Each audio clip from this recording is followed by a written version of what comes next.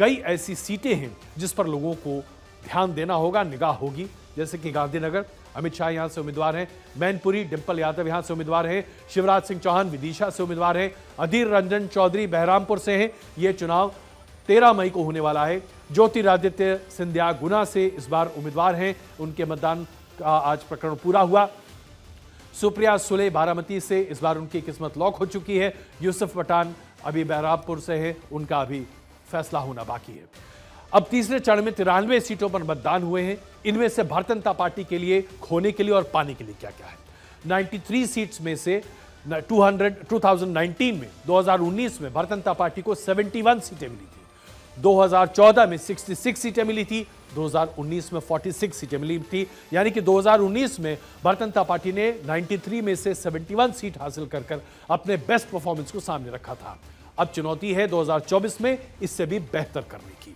वहीं पर अगर हम कांग्रेस की बात करें तो 2019 में कांग्रेस को 4 सीटें मिली थी, 14 में 8 सीटें और 2009 में 24 सीटें मिली थी। कांग्रेस को अपने इस डिक्लाइन को, इस घटते वोट और सीट को संभालना होगा। यह कांग्रेस के लिए बड़ी चुनौती है।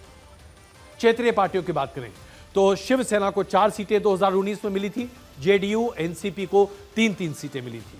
आइए अब आपको दिखाते हैं कि इस मिशन 400 को बनाए रखने के लिए भारतीय जनता पार्टी को अब कम से कम जो 81 सीट्स हैं उसमें 78 सीट्स पिछली बार मिली थी। इस बार भारतीय जनता पार्टी को काफी मेहनत करनी पड़ेगी 93 सीट्स में और आगे बढ़ना पड़ेगा। इसके आधार पर अब जरा महाराष्ट्र की बात कर लेते हैं, क्योंकि यहां पर जो मतदान हुआ है वो अपने आप में बहुत ही चुनौतीपूर्ण है। इस बार इसमें जो है तीसरे चरण में जो मतदान हुए उसमें 11 सीटों पर आज मतदान हुए।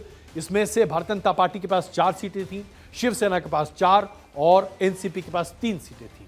लेकिन अब यहां पर पूरे हालात बदल चुके हैं, समीकरण बदल चुका है। शिवसेना 2 फाड़ है, एनसीपी 2 फाड़ है, बीजेपी और कांग्रेस अपने अपने इलाके पे हैं। कर्नाटक की बात करें, 14 सीटों पर आज मतदान हुआ। कर्नाटक का मतदान इसी तरह खत्म हुआ।